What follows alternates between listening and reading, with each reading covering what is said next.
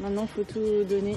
L'orientation, épreuve mythique, épreuve Longue. et stressante, mais tellement belle à jouer. Ah ouais, moi j'ai vu. Ah ouais. C'est vraiment, orientation poteau, c'est vraiment le Graal en fait pour les aventuriers.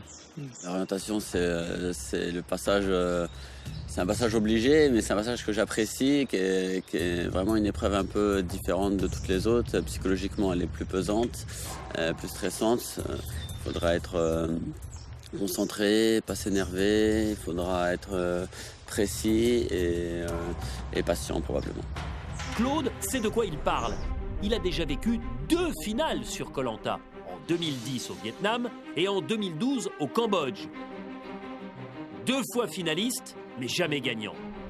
Puis à 5, ça relève, parce qu'à 5, il y a forcément, à un moment donné, il va y avoir des tensions, parce que 2-3 personnes peuvent se retrouver sur le même objet. C'est Comme sûr. ça. Après, là, c'est toi ben, et toi, là. Ouais. Là, personne ne peut t'éliminer, tu t'élimines tout seul et tu peux t'en prendre qu'à toi. C'est chaud encore. Ouais, c'est chaud. Je suis pas tout seul, il y en a encore 4 derrière moi qui veulent aussi cette place pour les poteaux. Mais je pense que c'est un avantage d'avoir participé déjà à cette épreuve et de l'avoir remportée une fois. La deuxième fois, je finis deuxième. J'ai fait une petite erreur qui m'a coûté la première place. J'ai cherché pendant plus d'1 heure et demie sur un arbre qui n'était pas le bon, par manque de lucidité. Donc je me servirai forcément de toute cette expérience pour aujourd'hui donner le meilleur et avoir le maximum de possibilités de m'en sortir.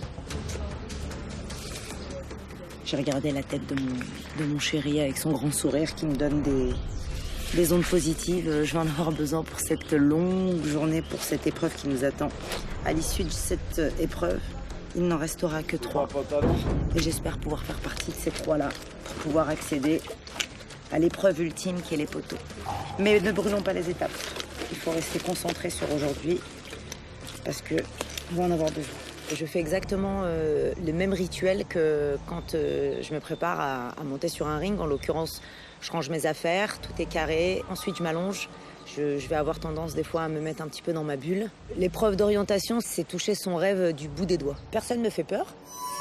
Alors, je pense qu'il y en a qui partent avec peut-être des avantages, comme Claude et Moussa.